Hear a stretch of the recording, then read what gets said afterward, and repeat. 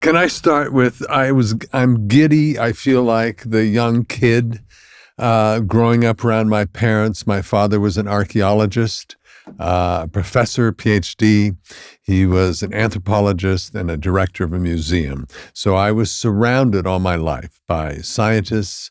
Hard cut, I go through life and go to Cheers, and Cheers starts paying me too much money at some point. And so I started an environmental organization called American Oceans Campaign that became Oceana, which is one of the largest organizations.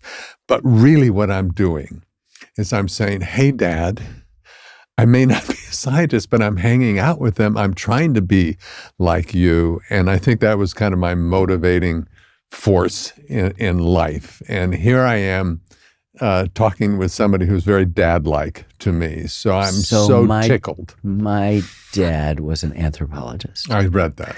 A cultural anthropologist. And I grew up with a map of the United States over my bed that did have very loosely the political divisions of the states, but they were all native tribes. They were all the 300 nations that made up. And so I grew up with Kachina dolls and with arrowheads and with Neolithic tools and a kind of father interested in communicating what had happened in Olduvai Gorge in East Africa in the dawn of human beings, and understanding, even though his thing wasn't physical anthropology, as they call it, but cultural anthropology, studying alpine peasants. And so in a way, I think I'm like you, we're here having a kind of complicated dad conversation because I'm an anthropologist of American. There's a kind of Grand Canyon, a strata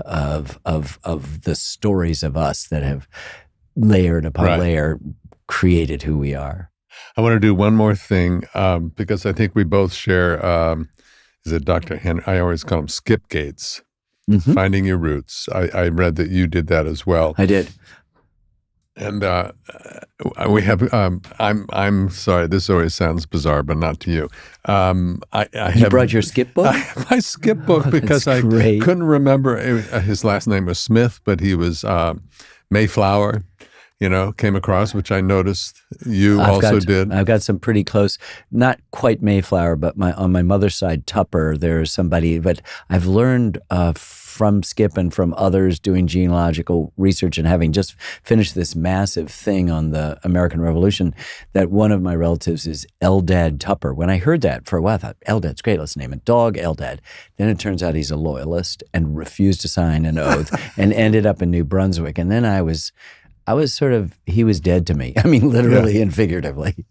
I have on my side, on the Allen side of my family, my mother's side, Jolly Allen, who was a tavern owner and whose Jolly Allen. Jolly Allen. Jolly Allen. Wonderful name. Yeah, and I think that was maybe the name of his tavern, but his last name was Allen. And it was his tea, or at least some of his tea, that ended up in the harbor because he was a loyalist. He was a loyalist. So we have that burden too. Yeah. Not just and slave owners. I've got a slave owner, and I actually took it with, I thought, a degree of equanimity when Skip and others earlier before that had done it. My big thing was my grandmother, who got a PhD at Yale in 1922 in zoology and biology, ahead of my grandfather, who she then set aside her career to raise 3 boys, including my father, the oldest.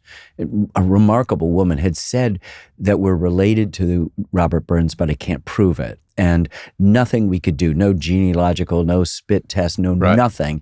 I'd even gone to Scotland lecturing in '99 for the State Department and got a day off, and I went to Alloway Cottage, and there was a portrait. We'd seen the black and white sort of cameo frontispieces, but there's a portrait that looked exactly like me, and I had my second daughter with me and her, and we went in, and the matrons at the bookshop just dropped their jaws. I'm reaching into my wallet and showing them I'm Kenneth Loren Burns. It would have been Mick Loren, but my parents loved Lauren Bacall, so they cut the Mick off, and I'm Kenneth Loren Burns, and they're like, we could do no wrong that day. So I knew in my gut as far back as my grandmother because I trusted her implicitly. But in 1999, I could see the visual stuff.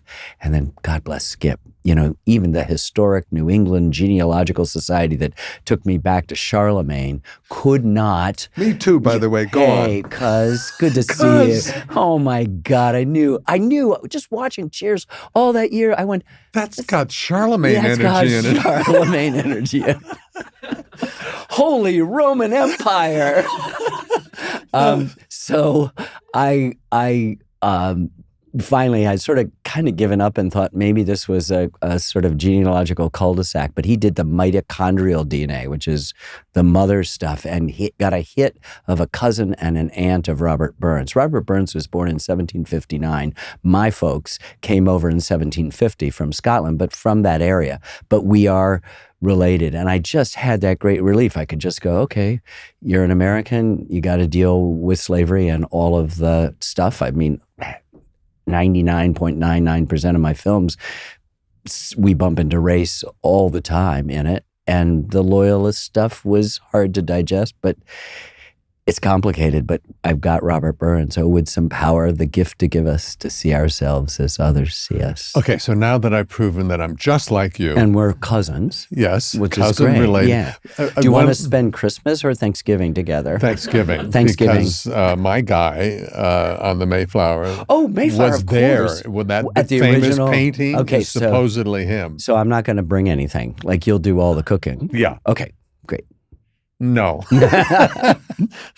I don't want to mess up this quote, but that I heard you say when I was listening to the Sunday morning interview, that the Declaration of Independence, the words that were used and what that set up was as earth-shattering as and I don't want to mess this up because when you say Christ, everyone gets everybody's attention and I votes. think the American Revolution is the most important event in world history since the birth of Christ. It is a device to get your attention and to think about the fact that this second sentence of the Declaration, second only in the English language to "I love you," is about as earth-shattering and is as complicated, and we have to embrace and understand and tolerate the undertow and the contradictions. Obviously written by a person who had known almost all there was to know, could read in many, many languages, and distilled a century of Enlightenment thinking into this second sentence of the Declaration that begins, "We hold these truths to be self-evident." He doesn't go with John Locke. He doesn't say life, liberty, and property, which is what they're all thinking about. He's saying in the pursuit of happiness, which is not the acquisition of material things in a marketplace of objects, but lifelong learning in a marketplace of ideas. So and let's bracket that. Lifelong learning is freedom equals freedom. Well, so the founders, all of them, would say, yes, that's exactly what we mean by it, that in order to be this new thing, a citizen, it required a kind of virtuous, lifelong pursuit of something. This was a huge responsibility. A few phrases later, Jefferson says, "All experience has shown that mankind are more disposed to suffer while evils are sufferable." It can go. Do that. Wait, do that again. All experience has shown that mankind are more disposed to suffer while evils are sufferable. That means all of human history heretofore, everybody has been essentially subject to an authoritarian ruler. They have been subjects, and we are creating a new thing. And it's going to take a little bit more energy. And so today, as we grapple with all of the forces surrounding us, we can go back to our founding and take real strength from the fact that, we lost and we lost and we lost and we lost, and somehow at the end we actually won. And what we triumphed over was the momentum of how human history had unfolded, and that was tyranny and authoritarian rule, and we had created something else that was going to suggest that the people could, through lifelong learning, through virtue, through less ambition and avarice, as John Adams would say, would be able to govern themselves. And so what you required was an educated populace, not a superstitious peasantry in which you've taken education out. I mean, I'm still waking up suffering from the fact that where I have all of my films, all my professional life on PBS has just been defunded by the federal government in an attempt, I think, to actually make us less aware of ourselves. And it's going to hurt not the urban areas as much as the rural areas, where the last vestige of local news is the NPR or the PBS station that is covering the school board or the city council meeting or whatever. And that's not just spin. That is the truth. That is the truth. And so I'm Jefferson's words, particularly this morning, are kind of resonating with me. And yet I think this story that we've told of the American Revolution that's coming out in November, I think well in advance of next July's potentially fife and drum treacle, where we're just kind of bombarded with all the patriotic tropes and forget how violent our revolution was. It was a civil war. Our civil war was a sectional war, one part of the country against the other. And this is really interior. Your neighbor could be a loyalist. And a loyalist is not a bad person. They're what we'd call a conservative. Someone says, the British constitutional monarchy is the best form of government on earth, and you'd be right. Up until now. And why would you want to change this? I've got health, I've got property, I'm literate, things are pretty good here. What's the problem? Do you want to be ruled? One loyalist minister said to another, by a tyrant 3,000 miles away or 3,000 tyrants a mile away, meaning the mob of democracy, which was scaring to death everybody. So we forged this thing out of a really complicated, diverse set of people, native peoples living among us on our western border, enslaved and free blacks, women who are a huge part of the resistance and yet are left out entirely from the spoils. It's a great, great story, and I think might give us some courage as we sort of face the current set of resistance.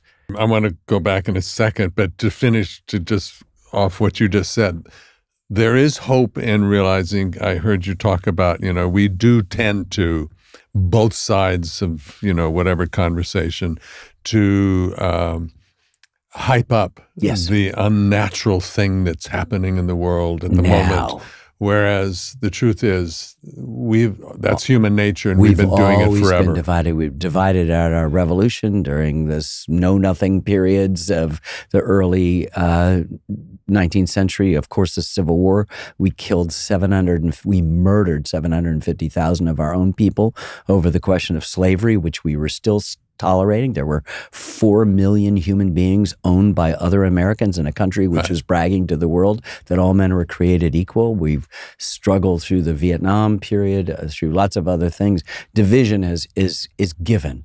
And I think we do have a kind of Chicken Little sense of that always, that whatever's happening now has got to be the end, the worst sort of thing. And I think that's where history becomes I don't want to say it's Pollyannish or it's optimistic. It just means you're armed with the fact that, as the Ecclesiastes said, there's nothing new under the sun.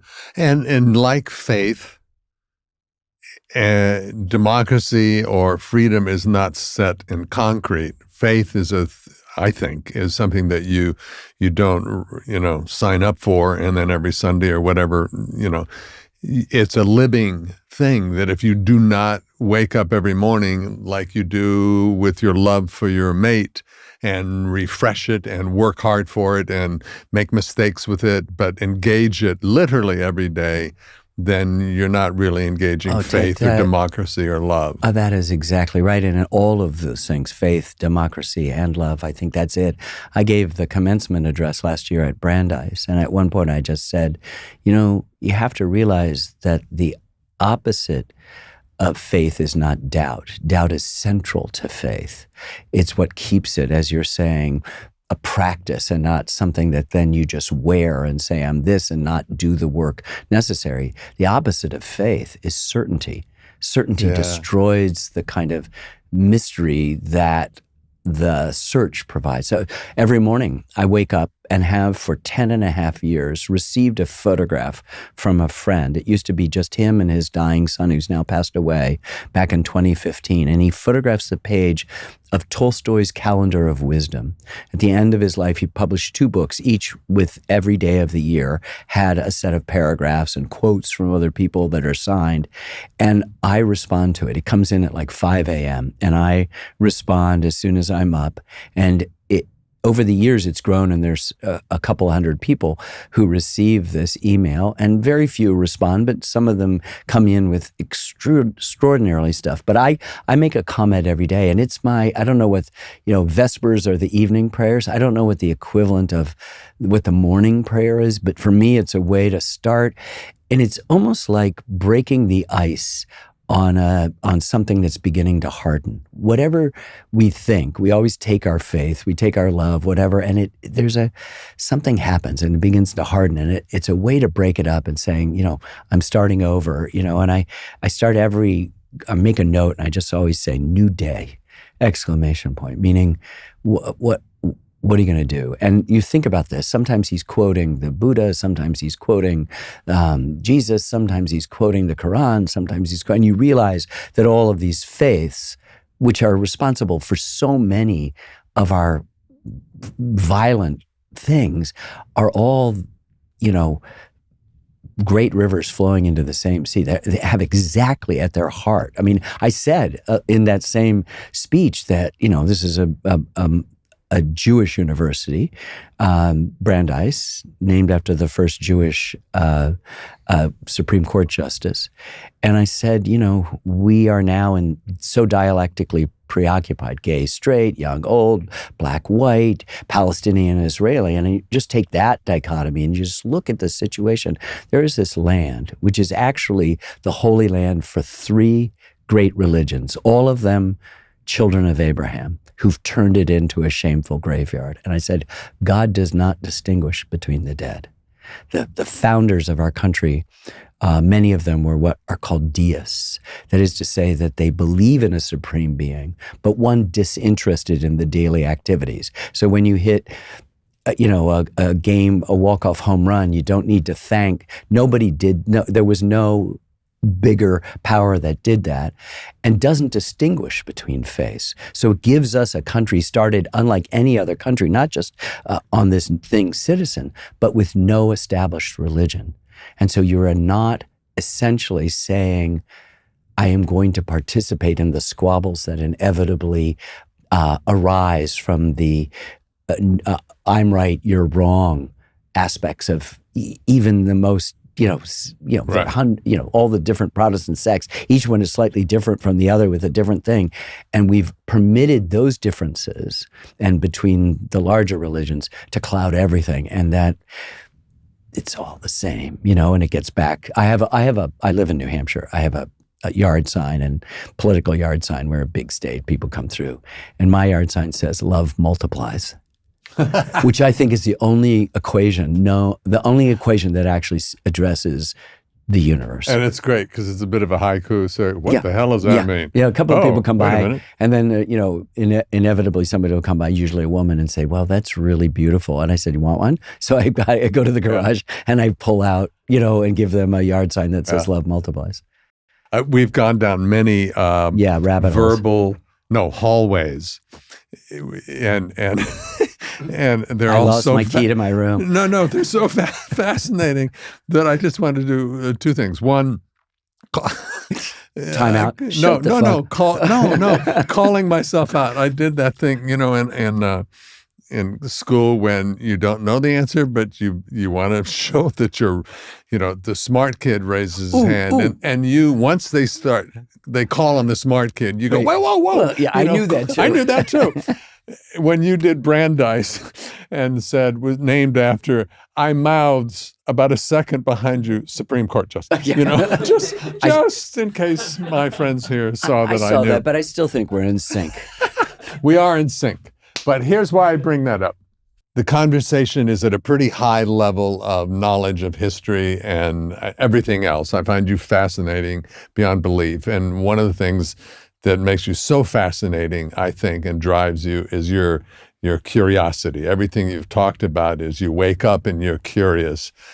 Little parentheses, I remember my friend Jeff Bridges went through a health scare, real deal cancer thing. And I asked his brother, how's he doing? And he said, well, he's Jeff. He went, wow, a new experience. I wonder what this is going to be like.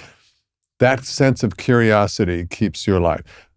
That's my little hallway I went down. Now, my other thing is I want to make sure that people know, just because some of them may be raising their hand after you start, give the answer, that your films, your documentaries, the American Revolution, which is so important and covers so many things, is so accessible to anybody. Everybody. No matter if you picked up a history book ever, or you go, what the hell does this have to do with me? You'll find out it does. Or this is not going to reflect my experience or my relatives' or ancestors' experience. Wrong. It is literally covered. You will see yourself in these documentaries History's you made. A great mirror. Yes. And one more hallway. Skip Gates did that for me. It's like when I started hearing, one of the things that was most potent was discovering that one of my relatives had a slave named Venture Smith, who wrote a famous book, and who was allowed to buy his freedom. And when I heard someone was allowed to work for you and get this pittance, and then use that pittance to buy his freedom. And it wasn't like me being softy. I broke into tears. Of course you did. Because it's like, no, wait, what? Yeah, I get it. So anyway, that's available in everything you're doing and talking about. And once you would see yourself there or see your relatives there, history is opened up to you, and you're all of a sudden really curious yourself. So that's a nice thing to say, Ted. I think documentaries have had this honorable history of being about a contemporary moment and advocating a particular point of view, all of which is great. We think about the mindfulness when I was growing up about the farm workers in the Central Valley of California. Right. And CBS News had a white paper called Harvest of Shame. It's a really great documentary in and of itself. Of course, we know all the ones that command our attention over the last several decades, but we've tried not to put our thumb on the scale, but to be umpires, to go back to the baseball stuff, and throw balls and strikes and just be able to tell a story that's complicated, that tolerates undertow. Because what I was trying to communicate to the students at Brandeis is that we are so dialectically preoccupied that we now are certain they're binaries. Like that you're different from me, that she's different from me, that you're this, I'm red state, you're blue state, whatever it is. And we're always making the other wrong. And the success for Love Multiplies is try not to make the other wrong, to not create. I mean, the sort of headline thing is that I've been making films for 50 years about the U.S., but I've also been making films about us. That is to say, the two-letter, lowercase, plural pronoun, all of the intimacy of us and we and our, and all of the majesty and complexity and contradiction and even controversy of the United States. And if you call balls and strikes, then there's room for everybody. And then you are understanding that when we need to create a villain, you can throw George Washington out for a few reasons, right? But we don't have a country without him. So you want to stay and find out his complexity and learn also about the hundreds of other people who didn't have their portrait painting and didn't lead the Continental Army and didn't become the first president and didn't give up his military commission and didn't give up the presidency, setting in motion for at least 249 years. This unbelievable experiment in self-government. And then you can also learn all the other people who themselves, whatever station they also have complexity. And so everybody's invited in. And just that moment that you said, I started to tear up self, was allowed to buy his freedom means there's a fissure, there's a crack, there's an opening door. When the people were talking about liberty in the American Revolution, it mattered very much, as the scholar Maggie Blackhawk says in her film, to the people at the margins, the people who's serving tea to the George Washingtons and the Patrick Henrys and the Thomas Jefferson and the Samuel and John Adams up in Massachusetts. They're hearing that liberty talk. And they're saying, I believe it. There's a guy that we follow in our film named James Fortin, who was 9 years old when the Declaration was read out loud for the first time in Philadelphia a few days after it was signed on July 4th, 1776. He never for a second didn't think it didn't apply to him. He took its self-evident truths to be applied, and he fought for the Patriot cause, and is captured and is put in a prison ship called the Jersey, a horrible prison ship in the East River, nearly died, got out at the end of the war, walked home barefoot to Philadelphia. Mother didn't recognize him, went on, made a fortune as a black man, and used the profits to help fund the nascent abolition movement. William Lloyd Garrison's The Liberator, that begins to be published in the 1820s. So everybody knows slavery's wrong. Jefferson knows it's wrong. Washington knows it's wrong. You can hear it in the quotes in our film, but it's too good a deal, right? It's free labor, right? They're not working for any. And then when the abolition movement starts, and they're really talking about taking it away in the next couple of generations, then the arguments come out where they're inferior. We're taking care of them. They're children. They wouldn't know what to do with freedom. And that's the white supremacy that we are still imprisoned by now, lashed, down and held back by this sense that the other, there's no, if you go back to that, I've been making films about us. The only thing I've known is that there's no them. There's no them. It's so hard when you take a path, which we all do, and I'll say, I do it in my relationship. I will. The only time I really get mad at Mary is when I'm flat out wrong, and right, I know of course, because then I have to defend it, because I can't be that person you're describing. I can't allow myself to sit with that. That's a pretty brave thing to say, and it's true of all of us, and everybody recognizes it. But you said it. And then you double down on something that's a real taboo, like owning another human being. You can see how people have to double down and double down and double down, because otherwise you have to have the kindness to yourself to realize that you are capable of doing evil and good, and it's, you need to embrace both, because it's the truth and it will indeed set you free. That's exactly right, and why tyrants and authoritarians are able to do it. They're offering you the simple way out. Simple. And they're saying, look, it's not your fault. It's always our fault. My mom taught me that. Oh, I have to do that phrase. It's I love that. It's always our fault. And so if you say, no, it's their fault, it's them. Yeah. They're doing it to you. It might be a Mexican rapist, it's this person, it's a Democrat, whatever is the popular stuff. And when in fact, it's us. There's a comic strip in the 40s called Pogo by Walt Kelly, and the most famous line in it is, "We have met the enemy, and he is us." And that, if you can embrace that in a kind of almost spiritual dynamic about oneself, then if you've got a problem with me, it's my fault. If I've got a problem with you, it's still my fault, right? Yeah. And then there are no wars.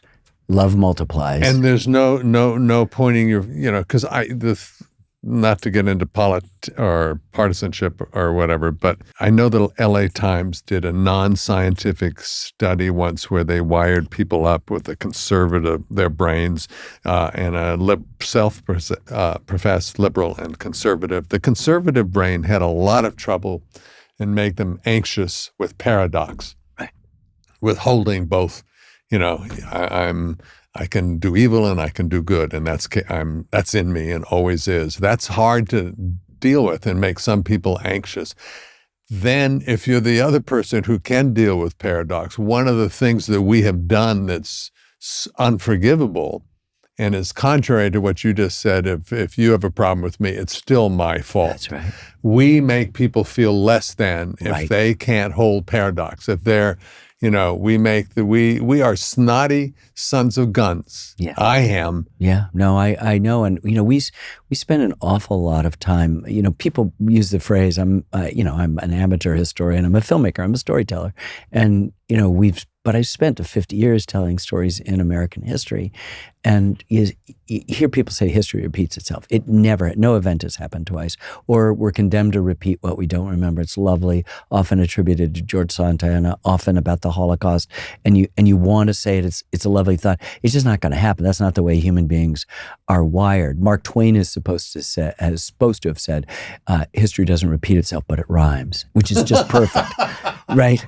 So I've spent my entire professional life realizing that they're rhymes, but trying so hard to concentrate on telling the story. And I'll give you a good example with the Revolution. The Revolution, I looked up and I said to Sarah Botstein, my co-director, I said, we're finishing our film on Vietnam, and it was still a year and a half from broadcast, but we were beginning to lock some of the episodes. And I said, we're doing Revolution next. And, she nodded and kind of gulped. There are no pictures, no newsreels, everything we had a plethora of. So it's a gulp, and it's a big gulp. And yet we have this possibility to tell the story of what's going on. So when I said, let's do it, Barack Obama had 13 months in his presidency. And so as you were working on that, there's stuff that was rhyming all the time that you just had to say, okay, it's in there. We're not going to point a neon sign at it and say, boy, isn't this so much like today? Because that then helps make the other person wrong. Oh, you can't stand paradox, or I can do that, you can't. Whatever the thing is, or I'm morally certain, and you can contain paradoxes. So if our film had come out last fall, for example, we had a moment. It's still Which in film? the American Revolution. Right. If we'd finished it early and we were out last fall, we have the wife of a German mercenary general who's coming to join her husband in the ill-fated Burgoyne campaign, which is going to convince the French to come in. She doesn't know that. She thinks she's coming to America with her 3 little babies, and she's a little bit worried because her reputation is that Americans eat cats. Now, that would have just rhymed like anything last fall. Right? Now, this fall, when it comes out in November, I'm not sure there'll be many, maybe a few cognoscenti that will go, eating cats, oh, doesn't that trigger a bell? So there's all this stuff. There's a failed invasion of Canada. There's an epidemic of smallpox. There's a big, stuff that happens, maybe multiple epidemics that take place. There's an eclipse. All of those things happen. And so we've just tried to look at them. And if you're an umpire calling balls and strikes, you're not going, oh, that's one for our side, right? Oh, that's one for another side. We've got lots of loyalists, and we're not saying they're bad people. In fact, there's, just to give you an idea what our revolution is about, big ideas. But it's also about a guy named John Peters who lived in what's now Vermont.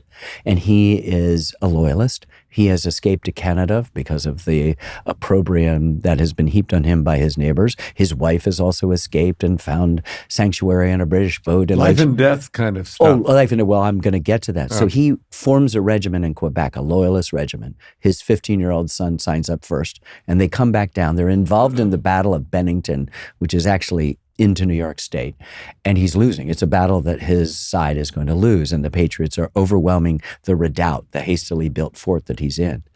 And his quote to us, and we follow him through most every episode, but this is the 4th episode. His quote is that he is manning this redoubt, and he hears John Peters, "You damn Tory," as this person is sticking his bayonet in John Peters and being deflected by the rib cage. He recognizes it as the voice of Jeremiah Post, his dear friend growing up in New Haven.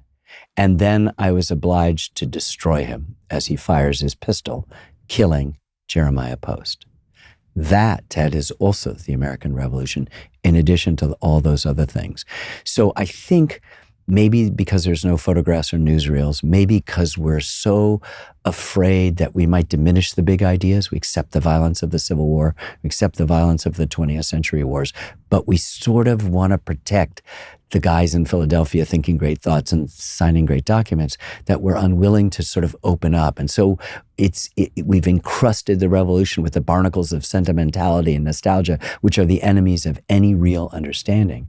But when you open it up and understand all of the players, loyalist, Black, Native, women, patriots, disaffected people who want to be left alone, what a German soldier or his wife feels, what a French diplomat or a French soldier feels, what a British king, prime minister, his officers, the Irish, Scottish, and Welsh and English men that make up that army, what they all felt, the native voices, the Spanish voices, all of them become this incredible chorus of contradiction and complication. But if you can hold it, it's one hell of a story, and there is a place for you. So maybe not the corridors that we keep going down, but maybe the mansion, which we think you can only go through the front door. There are lots of different doors, lots of different entrances that you can get into. It's sad that, and this may just be me and I'm reading life wrong, but it's a little bit sad that I'm trying to also say, hey, it doesn't matter what your persuasion. It doesn't matter if you're pissed and angry and feel victimized by life. It doesn't matter. Watch this. You could watch it for any number of reasons, but you can also watch it to be entertained.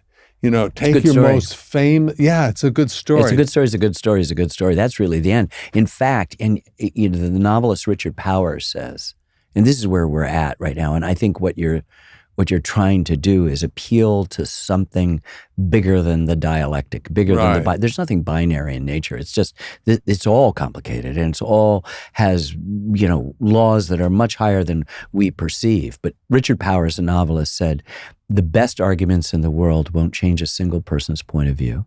The only thing that can do that is a good story.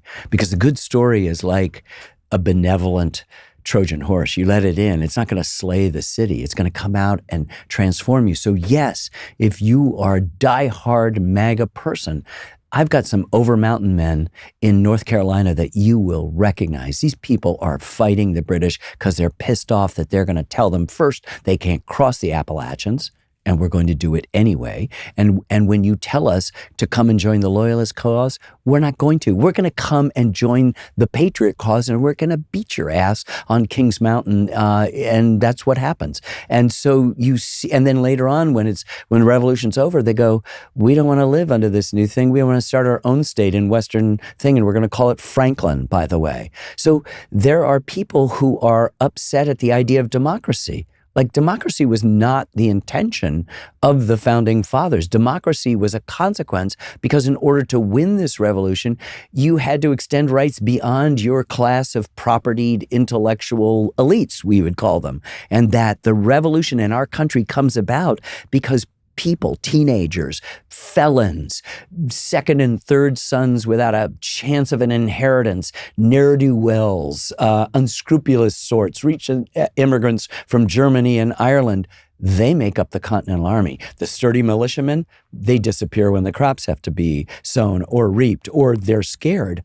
And it's these teenagers and this other rabble, as Johann Ewald, a Hessian mercenary, describes them, that are able to defy kings. Got some problem with that if you're left, right, or center? No. Able to defy kings. Pretty good stuff. Unbelievable story. Yeah, and it's our story. Yeah, all of our stories, and there's uncomfortable parts of that story. And I'm sorry, you know, if you think sanitizing it is the Soviet way was to take your picture off the top of the, you know, the Politburo lists, watching the May Day parade. What? He's gone now. Well, he's displeased me, you know, and that's kind of the editing that goes on all the time when you want to simplify stuff. Nothing's simple. We know this in our marriage. And what you're saying when you do that is you're not adult enough. You're not grown up enough to be able to hold the idea that people change, you know, so I'm going to have to take this picture off because I don't trust you to be smart enough, bright enough to hold paradox is what that person is saying. That's great. And so that's an insult to you. Yeah. That is an insult to you to say, if we're going to pull out of this library Toni Morrison and leave, Mein Kampf. Because certainly you can't deal with, it's so condescending. Yeah. It really is. Well, that's what I think the problem is. This idea of setting up an other then presumes that they're lower than you, or that in a celebrity culture that you're higher than somebody, or that somebody looks up to you. There's only communication among equals. So at your first gesture, as we wake up in the morning, breaking the ice, responding to the Tolstoy messages, doing whatever thing we have to actually make sure that everyone we meet, we know is equal to us in all matters. Yeah. The person who serves you your coffee that you get, the person who serves your meal later on, the kid that's got a stupid question you think, and maybe if you stopped and listened to it, the central question of the moment. Right. And there's a smidge of Christ-like thoughts in what you just said. And there's certainly, democracy thoughts in what you just said. So there really is everything for everybody. So we go in back your to story. trying to make the point, although it's overdramatic, this is the most important event since the birth of Christ. Because Christ is used an example in the Christian religion as a way to be, and as a teacher of that way to be, just as Muhammad, just as Buddha, just as all the various personifications and manifestations in the other religions.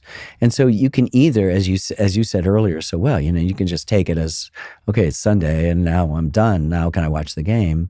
But it's got to be a daily kind of a breathing exercise, and every respiration has to have that possibility that you could be aware. And it begins with how we treat others. We're going to take a commercial break now. And by that, I mean, I'm going to talk about Mary Steenburgen, my wife. Oh, good. I was going to try to sell green tea, right?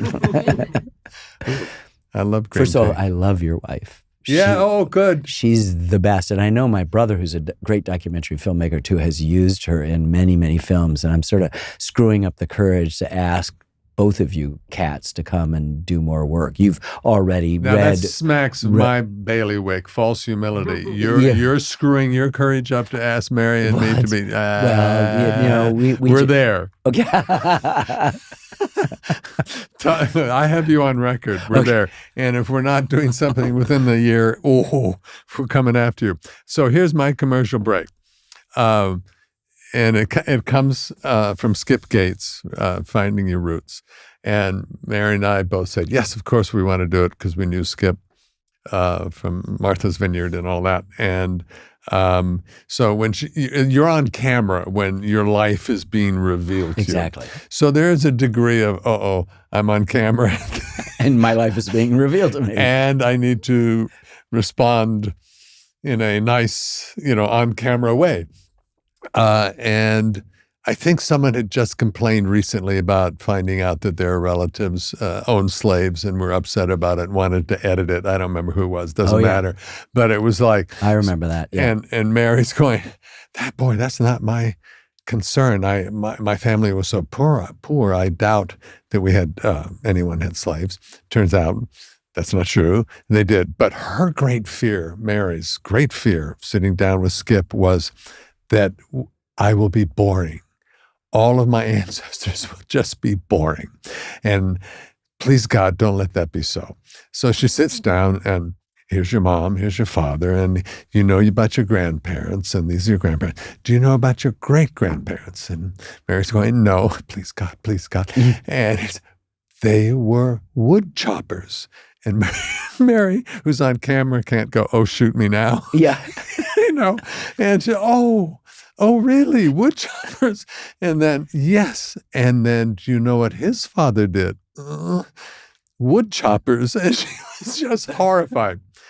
Not horrified, just that kind of, oh gosh, I was hoping for something more exciting in my ancestry. And then he said, okay, now when we get to the French Indian War or something, I can't remember, his fifth grandfather or something, a man named Peter Steenburgen from Holland went to, I think, Jamaica, where he did indeed buy a slave, and then came to, I don't remember where, in the United States, in New England, and joined the army. He was a great linguist under George Washington. And this is where you can start tracking Peter Steenburgen, because they're in letters. And once George is writing a letter, it's there. Yeah. So this French Indian, so I don't know what he was, a lieutenant or a captain, George Washington.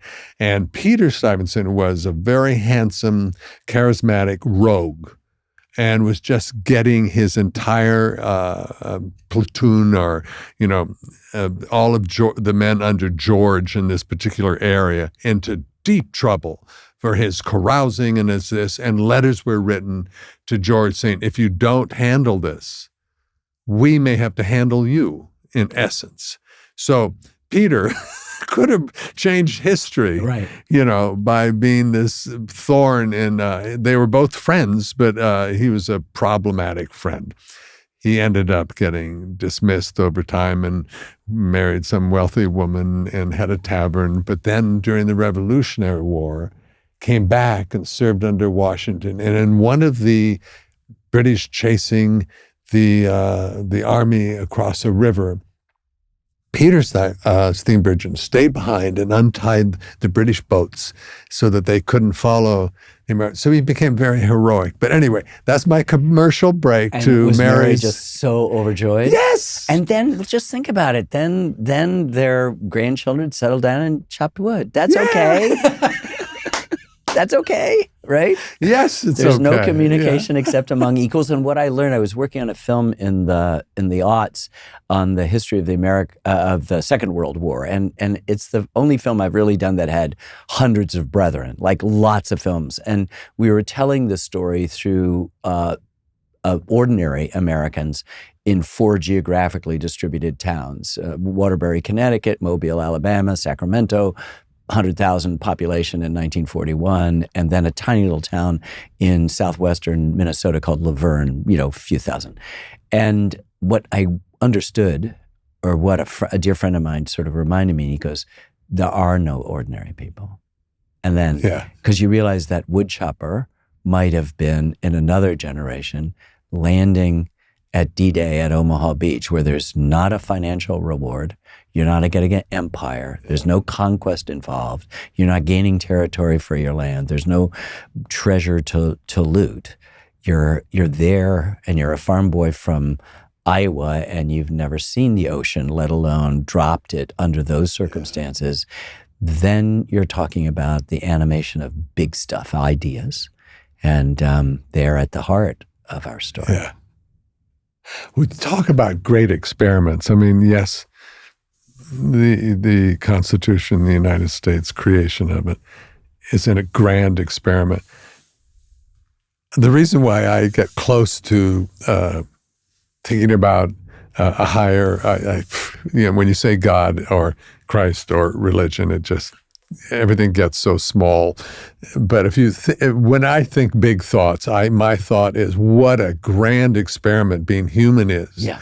Because everybody has to go through the same. It's not like more generations we learn and go, oh, okay, we learned that, so I don't have to relearn it. No, you have to wake up and discover what it's like to be human, fallible, angry. That's right. Magnificent. All these things. You were talking things. about Jeff Bridges and his trouble with health.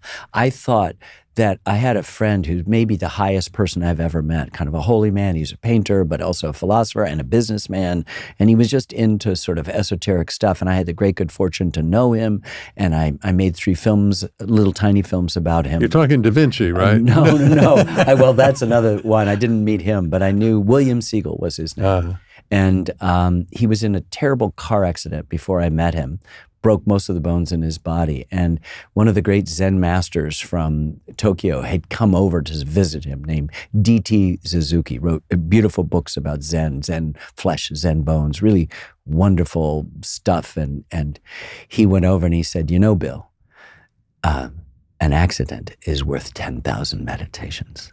So you see and I think Jeff was communicating to you or your friend that there is even opportunity in this. My origin story is that not my father, but my mother died of cancer when I was 11. There was never a moment growing up when she wasn't there. And I saw after she had died, my father loved movies and he would let me stay up at night on a school night. And we were watching Odd Man Out by Carol Reed with James Mason about the Irish troubles. And my dad started to cry. Never cried when she was sick, 10 years. Never cried at her death. Didn't cry at this impossibly sad funeral. But he cried now at a movie, and I just said, I was now 12, I want to be a filmmaker, right? That's what I want to be, because it had given him these emotions. And so I was telling this story to... But how old were you when that happened? My mother died when I was 11, right. Just a few months, and this is maybe 12 and a half. Wow. And I remember, and I said, oh, that's what I want to be. And that meant John Ford, Howard Hawks, Alfred Hitchcock. And I went to Hampshire College, and they were all social documentary still photographers. I became that. Years later, I was in a crisis, and my late father-in-law was an eminent psychologist, and I was talking about not having really dealt with my mother's death. And he said a few things intimate, like, you blew out the candles on your birthday wishing she'd come back. I said, how'd you know? Wow. And they do all this stuff. He finally just looked at me, he says, look what you do for a living. I said, what? He said, you wake the dead. You make Abraham Lincoln and Jackie Robinson come alive. Who do you think you're really trying to wake up? And so what I'm trying to tell you, and I was interviewed by sociologists a few years after that, and their last question after 3 hours, I was like, why did I do this? Their last question was, what was your mother's greatest gift? And I looked and I said instantly, dying. And I burst into tears. And I said, I didn't want her to die, but I wouldn't be talking to you. I wouldn't be making the films. It's all based on loss. It's all based on how you go in and transform suffering, how you meet the thing that you didn't want to meet, and overcome it. And so that's the basis. All of this work is born out of loss.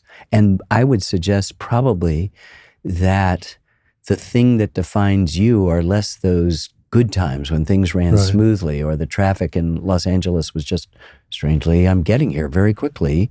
But other moments when there were obstacles, when there was pain, when there was loss, when there was... self-doubt, whatever it might be. And then in those transformational moments, something accrues that is more important than the ordinary. And that's the essence of story, right? It's the essence of spiritualism. It's the essence of, your final triumvirate, which is love. And that multiplies. And it's also, if you just want to say, what's in it for me, your brain. At 77, I'm very curious about how to keep my brain firing as much as possible. And doing things new, discover curiosity. Yeah. Stay curious. Literally to the point of, change hands. If you brush your teeth with your left hand, brush it with your right. I once did a commencement, and I said, do this. I said, try brushing your teeth with the other hand tonight. Try even remembering what I just said. And of course, there is no one, I don't think, that remembered, let alone tried to brush it with the other hand. And to those who haven't tried it yet, it sucks. It really sucks, but really going hard. Against yourself has an amazing payoff. Yeah. It has an amazing payoff. Because you want to be comfortable. Everybody wants to slide into the thing that says, look, here's the news. I'm really sorry. None of us are getting out of here alive. Yeah. That is when everything is really hard for me, or I feel victimized by life, or by whatever it is, when I look at life and go, I care about oceans, and, it's such an ongoing process, and there's so many defeats and so many this and so many that. Or something like what's going on politically, all of that kind of stuff. At some point, I turn to myself and go, and then you die. And then you die. You don't get some award for saving an ocean. Nope, you die. So I think a therapist once told me years ago that there are two sort of big fallacies that animate lots of our parts of our lives for many people. One is that I'm going to find somebody who is the perfect match.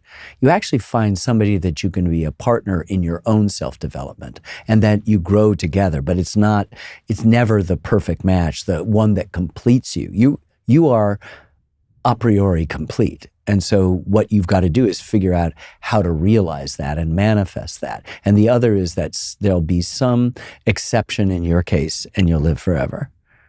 You know, death is becoming less and less of a rumor at my age. But it's been a rumor. I'm going to be 72 in a few days, and I hear you. I hear you. We were talking about even walking into this room, you know, do you go to the bathroom? No, I'm okay. Okay, yeah, no, I think. This, by the way, is the longest I've ever gone without peeing. That's how fascinating you are. I don't want to let go of you. I don't want to let go of you quite yet. I've been asking people, you know, what's your guiding light? What's your North Star? What gives you hope and all that? We've been talking about it with you. I mean, you are, to my mind, but I will ask you this anyway, living your life by these documentaries that you've been putting out into the world.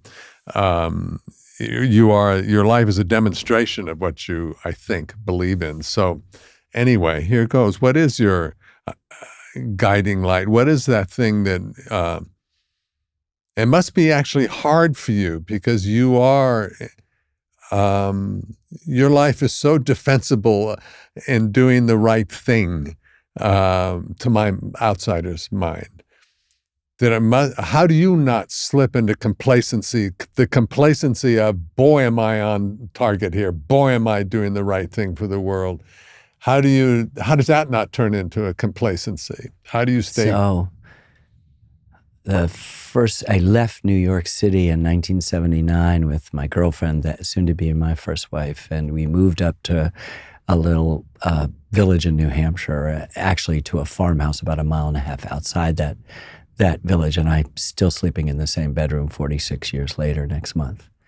And soon after that, I saw a New Yorker cartoon, which I cut out and put on the refrigerator. And then as it was getting yellowed and torn a little bit, I framed it and I made copies of it and I put it every place where I can see it every day.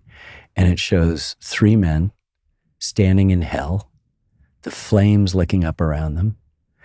And one guy says to the other 2, apparently my over 200 screen credits didn't mean a damn thing. Right? I mean, there has to be, and one of the virtues of living in a small town is they don't care how many Emmys you have. They don't care how many Oscar nominations or Grammys you have or what awards you've won or whatever. They're actually looking at you from a different way. They're not unaware that I've got a job that is a little bit different than most of the jobs there, but in this small town, there's everything. Somebody said, well, what do you do here? They came up from New York. What do you do here? And I said, everything you do plus farming, you know? And so that's our little town. So it has sophistication, but it also has sort of real grounding. And I love the fact we are imperfect and nature is perfect. And if you live close to nature, then you have the ability to be reminded of that. Yeah. We made a film on the national parks, and there was a guy who went up to Denali in the 19-teens, and he said, it reminds you of your atomic insignificance. And that really feels right. There's a wonderful paradox in that too, Ted, because, you know, when you experience that, you feel your relationship to the immensity of nature and the universe, that humility actually inspirits you and makes you bigger, just as the egotist in our midst is diminished by his or her self-regard. And that's a kind of wonderful thing. Yeah. And so, you know, I'm struggling with impatience, with complaint, with, you know, all the stuff. You know, even when I'm untying my double knotted sneakers and they get into a knot, and I'm, swearing, and and I'm going, what is the problem here? You know, all of us are struggling with that. I just think I've got the best job in the country. I'm so lucky that I work with incredibly talented people. And this is a collaborative, as you know, medium. And I can't say I to any one of the films. Right. I say we to them because it's not royal. We no kings. We defy kings, right? But it's because it's so gloriously collaborative, and so many people. Even this film is co-directed by Sarah Botstein, as I said, and David Schmidt, who's out there. And so we're trying to figure out. And while the credits go by and there's hundreds of people we quite correctly thank, there's also about a nucleus of about 20 people that handmade this film over 10 years on the American Revolution. They'll be out in November, and I'm really proud of the intimacy of that. George Washington talks about kind of the intimacy of what happens between people in a struggle like this. And so you find it. I mean, I can't believe that we haven't even talked about Lincoln, who for me is like the bee's knees of, Americans. But what's so surprising about this is I didn't expect to realize, for all his flaws, for his rashness, and someone call it bravery or courage on the battlefield, but a lot of times he risks his life where if he gets killed, it's all over. And makes lots of stupid tactical mistakes as a general. Not a good field general in many ways, but is so able to pick subordinate talent, is so able to be there in the middle of the night with some courage, to have understood his role, as the historian Jane Kamensky says, as a leader of an insurrection, that you just can't be crushed. And Joe Ellis, the historian, says he just comes to this fundamental thing after losing battle after battle after battle, is that he doesn't have to win. He just can't surrender. The British have to win. And that's not going to happen because mom and dad are 3,000 miles away. And they're just not, our continent is big. They forget. It's not like Liverpool to London. It's like Boston to Charleston is London to Venice. It's a big deal. And it's, the weather is going to play a part, the beauty, the natural, the waterways, all of these impediments, and he gets it. He understands it. And he's one of the ones very early on where you've got 13 colonies that are separate countries. They don't. I mean, a Georgian and a New Hampshireite are like diametrically opposed, but he's the one who begins to talk, as others begin to do, Franklin and Patrick Henry and others, that were not a Virginian. We're not a New Englander. We're this new thing.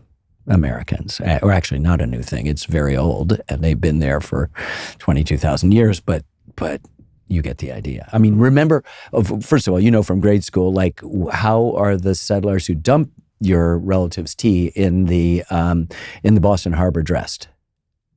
They're dressed as Native Americans. Oh, right. Sorry. Right? Yeah. So there's no test on this, Ted. It's okay. Just let it go. That was an easy one. Yeah, it was an easy one. Yes, I know. Ooh. Okay, so why were they dressed as Native Americans? Probably to deflect. Right. What do you think? Those rotten Indians. Yeah, fellas. They're saying we're not British anymore. We're indigenous. We're native to this moment. Phil Deloria, great scholar at Harvard, says this, and you suddenly go, of course, we are putting on crudely the dress of the Native Americans who we live among and whose territory we are systematically dispossessing of on our western frontiers, but they represent who's here, who's a real American, right? So the great paradox is, of course, we name our army the Continental Army. We name our Congress the Continental Congress. We're a collection clinging to the Eastern Seaboard, but we know where we're going. And the tragedy, of course, for Native peoples is they're the real losers in this story. But the amazing thing is, at that moment, we identified ourselves. We dressed as Indians as a way to say, we're no longer part of you guys. And it becomes, in 1773, well before, 2 years and a month before the revolution actually starts on Lexington Green, and, 3 years and a few months before the Declaration is signed of independence, that we're feeling that we're something different. And that's the beginning of some really big stuff, because what becomes quarrels between Englishmen, as a scholar in our film, Christopher Brown, says, suddenly are becoming differences about natural rights or the identification of natural or universal rights. And all of a sudden, when it isn't just, how come you're not treating us the way you treat your own people? How come we don't have representation? How come you won't let us take Indian land because you can't protect us from their reaction to that? You're now into the territory that out of the Renaissance comes the Enlightenment, and out of the Enlightenment comes the United States of America. That's what Jefferson and are doing, is distilling a century of this new thought about human beings could live as citizens, not subjects, and putting it into that one sentence. Cannot thank you enough. Let me make sure people know when and how they can see the American Revolution. So November 16th, it will be broadcast on PBS and also released the entire thing, 6 episodes, 12 hours for streaming. That's a Sunday night. It will run Sunday through Friday night on PBS twice, each episode played twice. There'll be marathons. Inevitably, it will go into pledge. And there are even things called DVDs. DVDs and Blu-rays. I'm not sure exactly what they're talking about, but what came from a meeting, and apparently there'll be DVDs and Blu-rays. There's a beautiful book that comes with it, but it'll be available for streaming. It'll be, I hope, hard to miss. I'm wearing out enough shoe leather talking about it that I hope that we'll be able to grab the attention of enough of us that maybe, I don't, people say, well, what do you want people to take away? And I go, we've worked 10 years to tell a story. We just want you to see this good story and see if there's a place that you can find purchase and identification. But I'd like to put the us back in the U.S. Yep. I think you are. Trying. Yeah. And it's a battle that's gone on from the very beginning. From the very beginning. Yep. So don't be disappointed. His best friend, right? John Peters kills his best friend, Jeremiah Post. They're on that redoubt. It's a little bit southwest of what is now Bennington, Vermont. Yes. So stay hopeful, stay nurturing, stay loving and kind, and do what you can when you can, but don't be hopeless. Yeah, no. We've always been divided. So what you do is you figure out what the lemonade version of that lemon of division is. Yeah. Thank you so much. This is so great. Oh, and what's so wonderful about you is you make me feel smart. So thank you for that. Thank you for that brief moment in my day. That's crazy.